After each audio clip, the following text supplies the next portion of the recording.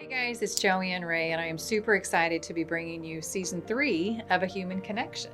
And just like all the other seasons, we're going to be bringing to you some of the most influential people in this industry, some people that I have followed and have mentored me along my 30 plus year career in this business. So, hope you join along with us so we laugh and we learn along the way.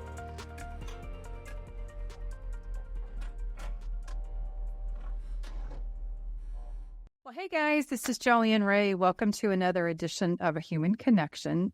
Today, like every one of my guests, I am so excited for you guys to all get to meet, to learn a little bit more about and what she brings to not just our industry, but our communities and to everyone across this country. This is Rebecca Gordon, who is the Executive Director of the Central and Northern Missouri Red Cross. And we have worked with Rebecca for a number of years now here locally, and I can't wait for you all to hear her story and find out a little bit more about Red Cross in general. So good morning, Rebecca. Well, good morning and happy July. Yeah, it is. And I'm feeling it too. It's hot. A little steamy. It is a little steamy. So tell all of our listeners, Rebecca, a little bit about your background, how you got to Red Cross, and then we're going to dig into a little bit more about Red Cross in general and find out some just amazing things and some amazing ways that we can all have an impact and help what you're doing every day. But how did you get started and how did you end up here? Well, thank you. I have always been in the nonprofit industry. I'm turning over 26 years in the nonprofit industry, but I started as an AmeriCorps Vista, serving my community, getting a stipend to pay for college, which was fantastic, and did a year as an AmeriCorps Vista, and then was hired on and worked about 15 years of my nonprofit career in child protective services. I was the person who was the conduit between the people that I always said did the real work helping kids and the community that needed to know how to help children. And so I did that for an incredibly long time. About the time my son went into high school, I thought, you know what, you're traveling all the time. Why don't you take a break? And became a consultant for about 5-7 years, helping nonprofit organizations and their board of directors figure out how to fix their business model. So nonprofits, sometimes, you come in, you get a group of people, everybody has a good heart, they want to do good work. But at the end of the day, we're running a business where the money doesn't necessarily go up, but it does get reinvested. And so how do we make sure that we're keeping people employed and that we're good stewards of the donor dollar? Did that for a long time. And about 10 years ago, got a phone call from a colleague of mine and said, hey, the Foundation for the Missouri Governor's Mansion needs a director. And they need to fix the business of the organization. Would you come in as a consultant and do that? And I thought, that's different. Sure. And so I did that for a little over 8 years and loved every minute of it. But like a lot of people, have the skill set where I'm able to work in the community and build programs. And about the time we got out of the first year of COVID, so the beginning of 2021, I realized that I didn't have my hands in the work so much anymore. I love the people that I worked with. I love the families that I worked with, but really wanted to get re-involved in helping people during difficult times. And that is when the Red Cross opened up. And I thought, you know what? I know the Red Cross. I did not know the Red Cross. I thought I did.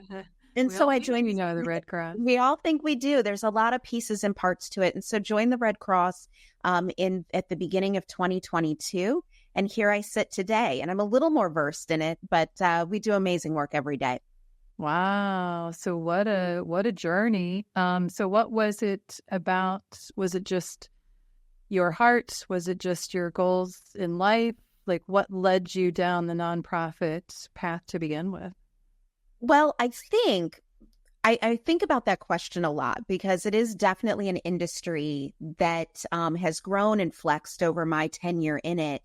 And I think what happened is I fell into it, really loved it, but I loved the flexibility of building nonprofit structure to really benefit communities, but to actually bring that business perspective to sometimes, small ragtag organizations. I really love being able to make sure that that business component to nonprofits are there and just never ventured outside of the industry.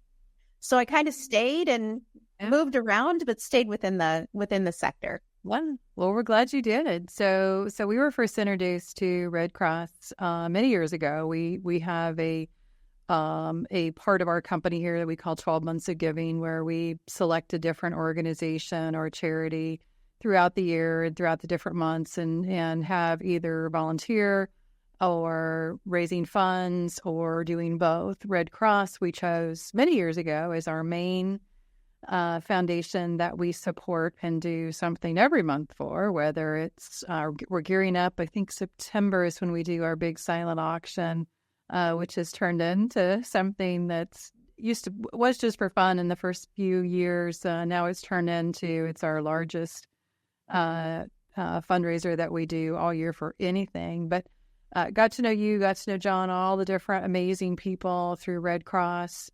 Why don't you spend just a few minutes educating our audience, just like it sounds like you were. You thought you knew Red Cross when you decided to maybe look at them for a career, and then I'm sure we're overwhelmed, just like we all are, of where the Red Cross spends their time, where the money goes, the amazing stories that you hear at the local level. So walk us through a little bit about just kind of Red Cross in general, Rebecca. Absolutely. So the Red Cross, of course, was started by Claire Barton in the United States. And her initial organization was seeing, after the Civil War, how people were left on the battlefield, and there was nobody there to help them or their families. And from that initial vision grows the Red Cross. So our main component started with one of our largest arms is Services to the Armed Forces International Services. And I always knew about this piece. You know, you see Red Cross nurses, you see a Red Cross nurse behind me, going overseas, serving in war. But it is something that we continue very much today. So the Red Cross, and this is something that I learned that I didn't realize, when we have a soldier overseas and they are at an outpost, it is the Red Cross or International Society of Red Crescents that actually has the ability to get to some of our soldiers quicker than even the communication forces within the Army or any of our branches of service.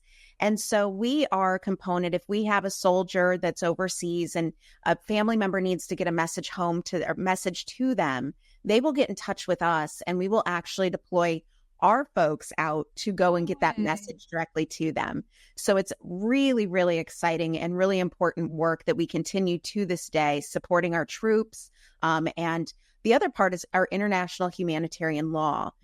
We really do a lot of education, especially now, about how all war has rules. And so we want to make sure that that is incredibly, as much as we can in law schools and different places, we want to make sure that we share that information so that people understand what warfare, especially in the modern age, looks like. And so we do a lot of education there.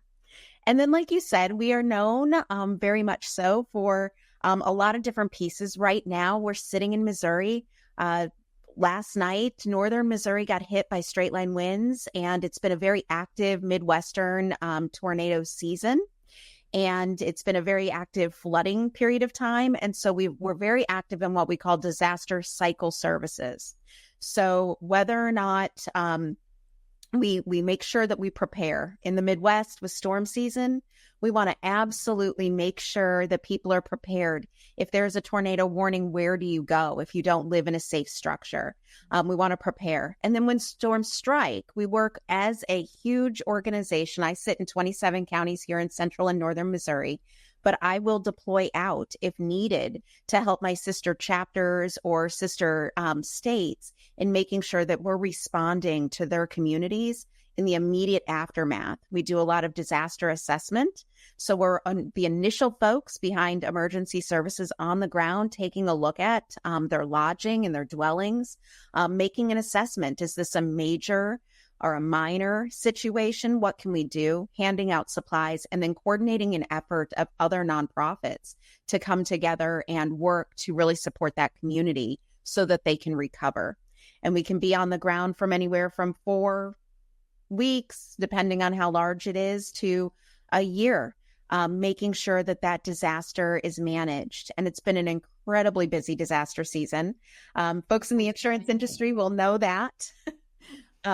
as we sit here today, we're monitoring Hurricane Beryl, which is coming up and going to turn north through the Gulf and most likely hit Texas, Louisiana, somewhere in there. And so as an organization, we are positioning ourselves now. Where are our assets? Where are our volunteers? What do we need to do if that hits in the Texas area? So it's a constant disaster cycle we're in. I'll never forget one time you came to our office to give a presentation to our staff, and you had talked about the varied responsibilities that you have and Red Cross has. And as an example, you said that morning, and I forget the number, I probably exaggerated it, but I think you said when you woke up that morning to come see us, there were 11 different things that had happened overnight. Structural fire, home lost, storm. Just in this area, in central Missouri, central and northern Missouri, you had 11 overnight. I mean, it just, that story has never left my mind. It's just amazing when you think about all the different directions that you're going. But we would never a typical day. Like, what's a typical week? I don't even know that there's no typical, but really great question. And one of these days I may be able to answer it. So 11 is not an exaggeration. In fact, we get that report every morning, and I sit in as a chapter. My bigger structure is a region, which is Missouri and Arkansas. Okay. And so in Missouri and Arkansas last night, we had 18 actual incidents where we sent people out to do a disaster assessment, a home fire. We had straight line winds, so trees knocked down, hitting structures, just last night alone. Wow, 18 just last 18. Night. Yep. And those are the individual incidents, not necessarily the people impacted. We couldn't do it. 90% of our workforce, the people on the ground, are volunteers. So we make sure to recruit and maintain that volunteer pool so that we have people in time of need where they can deploy and get directly to individuals impacted by disaster. So how does, thank God, knock on wood, I've never needed Red Cross to come to my home. How does that even happen? Like when somebody calls 911, did they call you? Like how does that get notified? They do. So There are two ways into the system. And you mentioned something. So I'm talking storms and that kind of thing. But the number one disaster we respond to is home fires. Missouri in particular has been a hotbed. It's been a very dry season. That has changed. But we had a lot of home fires this year in particular. And so there are two ways for people to get access to our services. One, fire departments call us. Okay. We usually show up on scene even before the fire is completely put out. And our job on site is to make sure that one, who's involved? What can we do to support you in the next 24 to 48 hours? Do you have a place to go? Do you have clothing, food? So it's those direct things. The other big piece is, did you lose medicine? Did you lose your eyeglasses? Is there something critical medically that you need in this immediate instance that we can help get?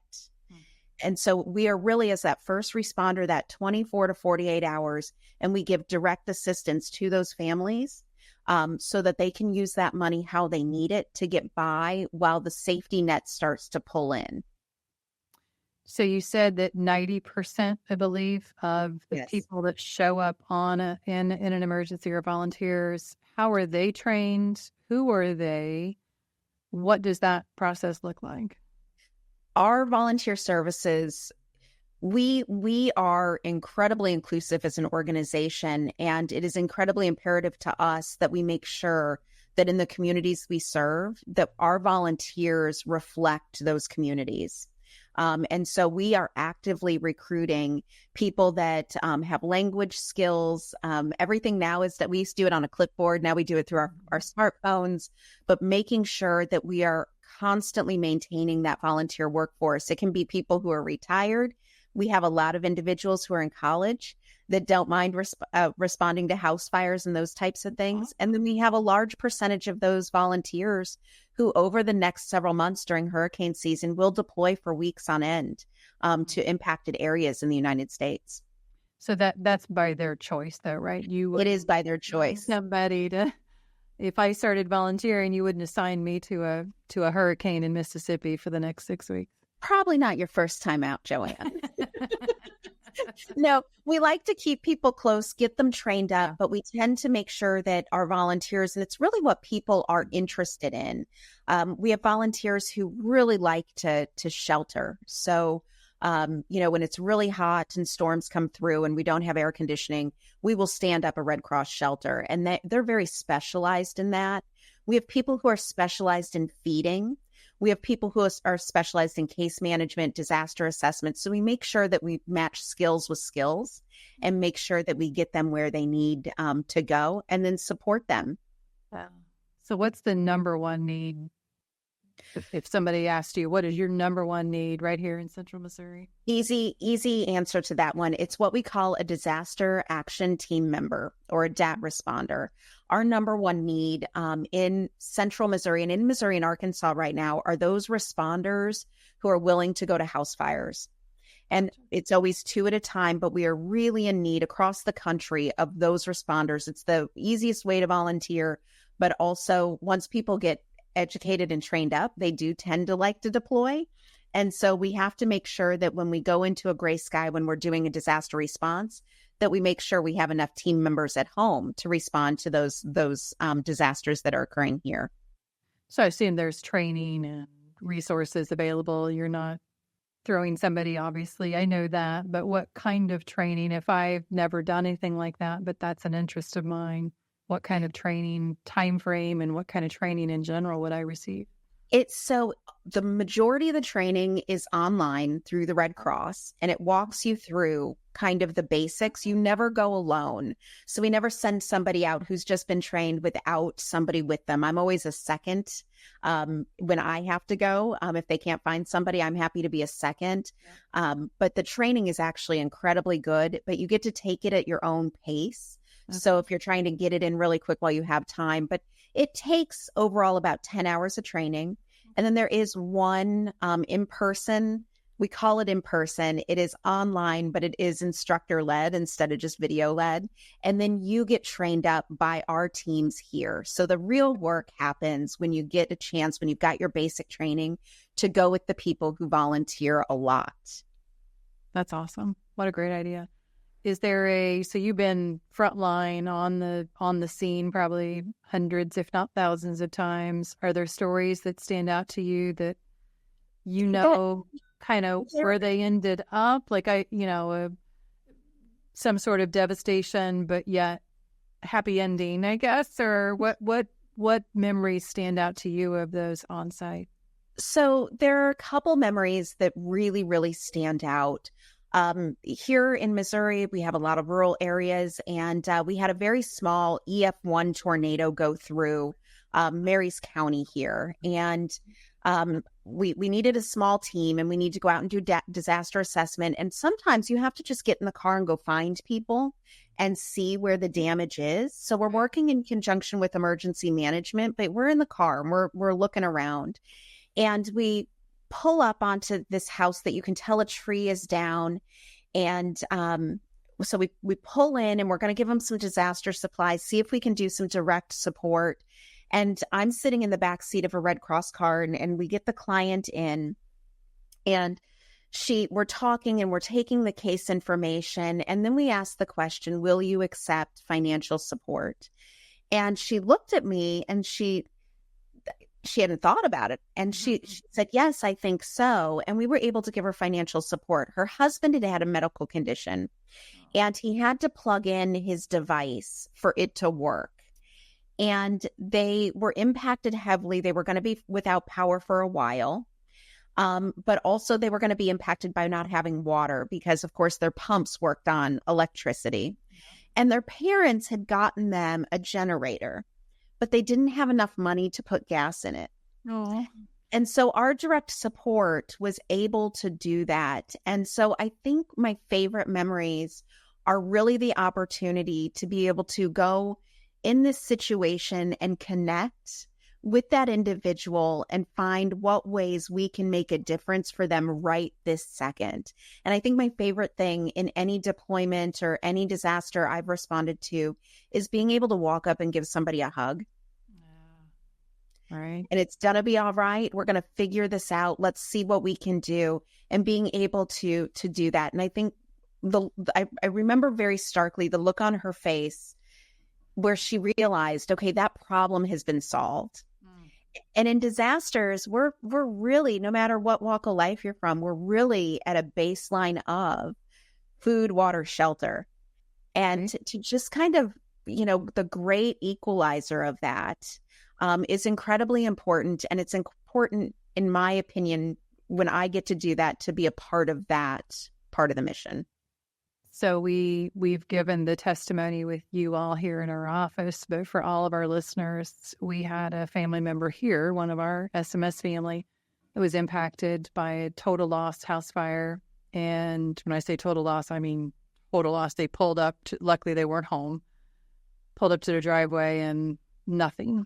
And Red Cross was the first on the scene behind the fire department. And literally, like you said, she had 3 little girls at the time.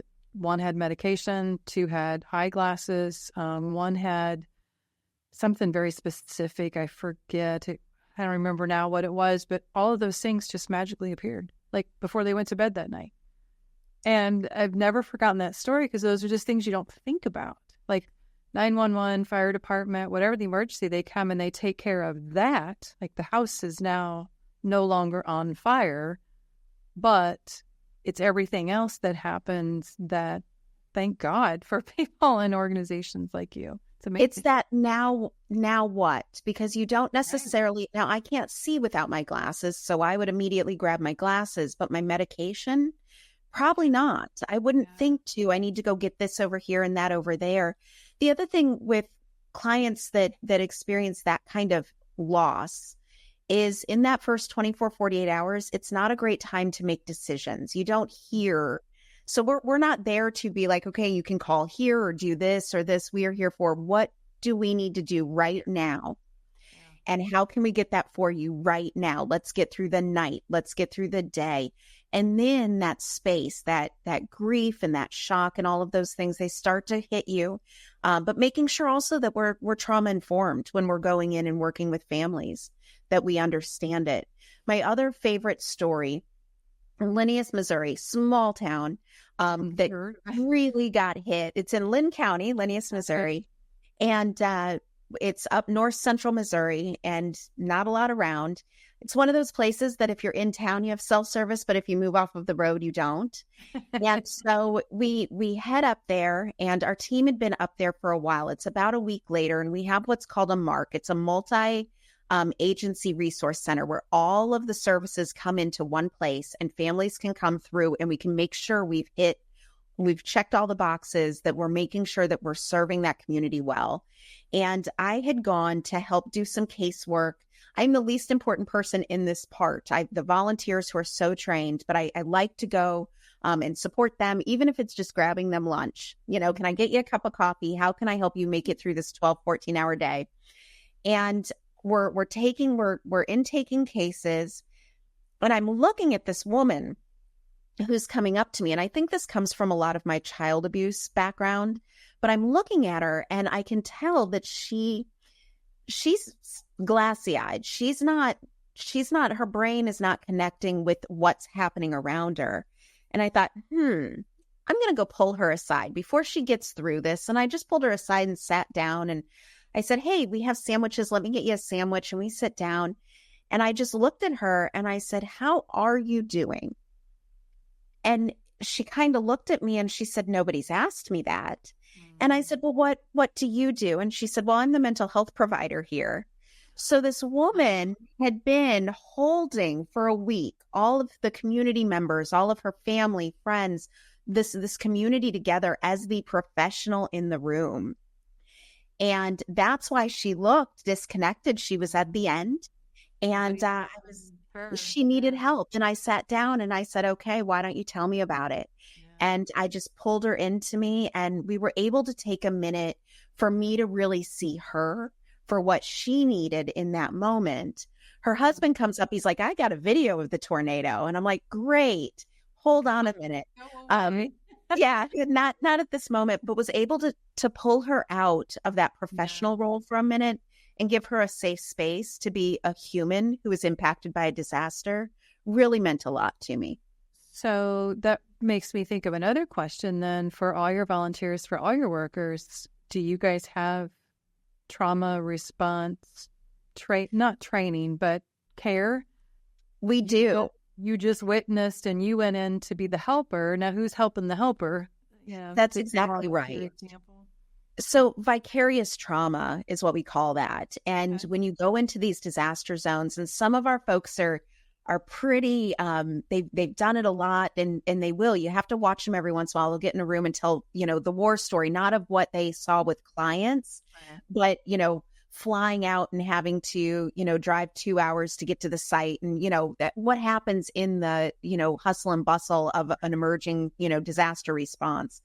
And so it's incredibly important for us, and we put this on the backs of our executive directors sometimes too, is making sure that it's not just we have the people to go do the things, but that we are following up and supporting the people in the aftermath, our volunteers, to make sure that we're checking in. And so there's a lot of that training around vicarious trauma, checking in, making sure everything is good. I know I make sure to call everybody. I have about 380 in my 27 counties of volunteers.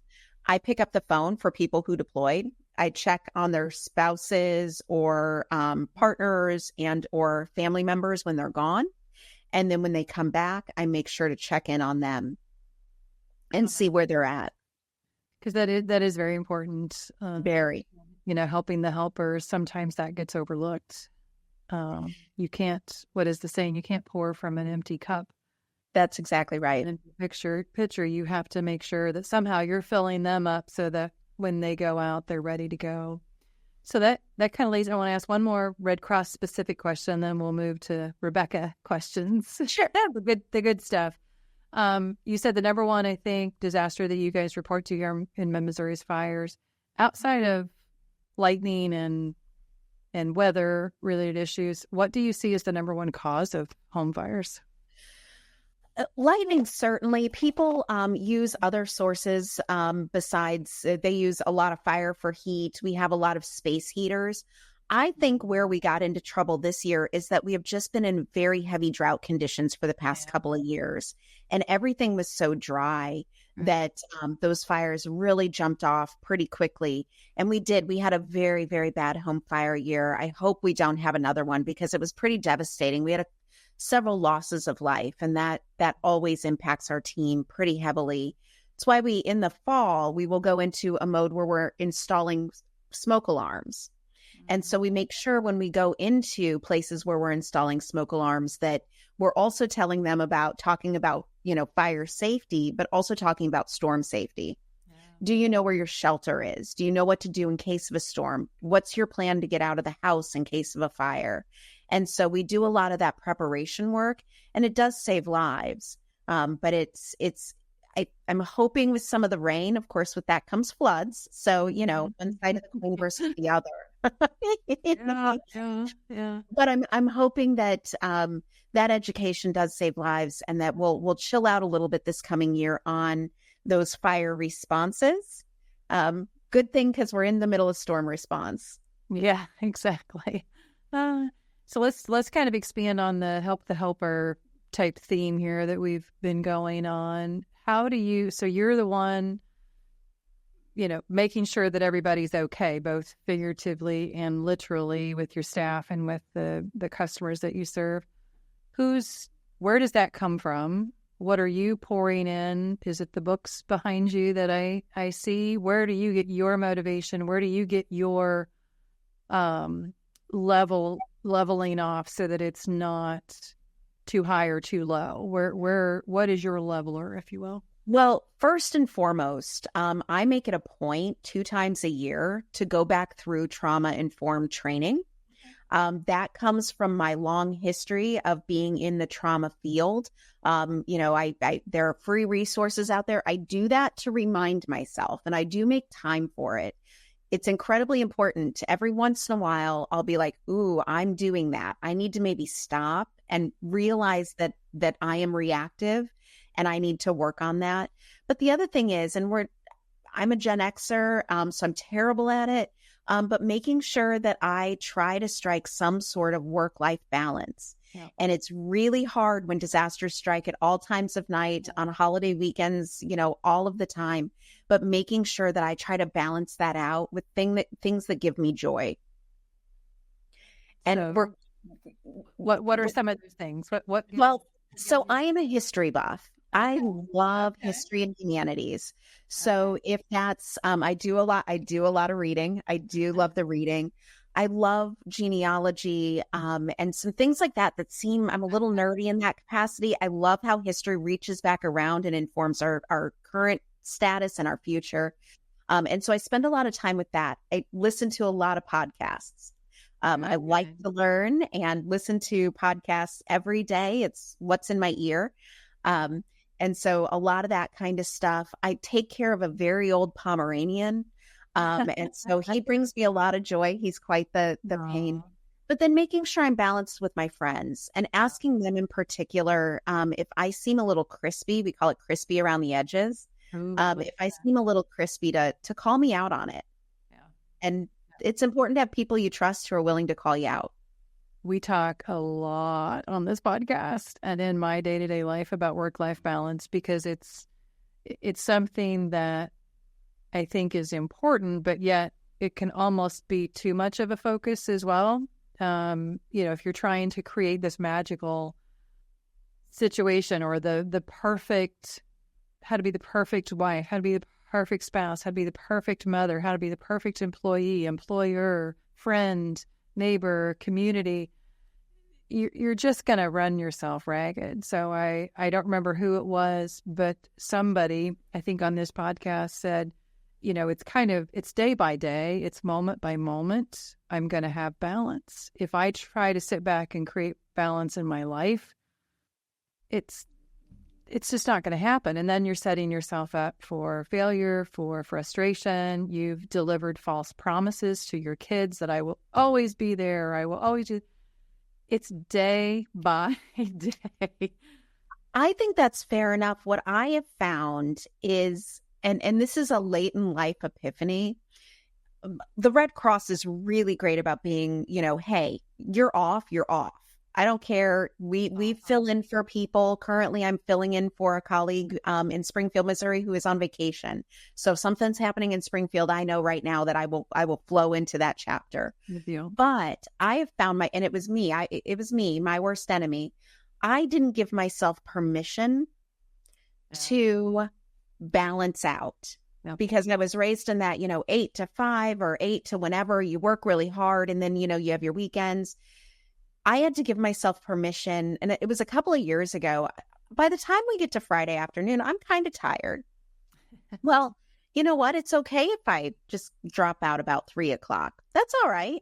It's not my boss telling me don't do that. It's me not giving myself permission to kind of let things go, and then giving myself a little bit of grace. Yeah. And that's been really hard.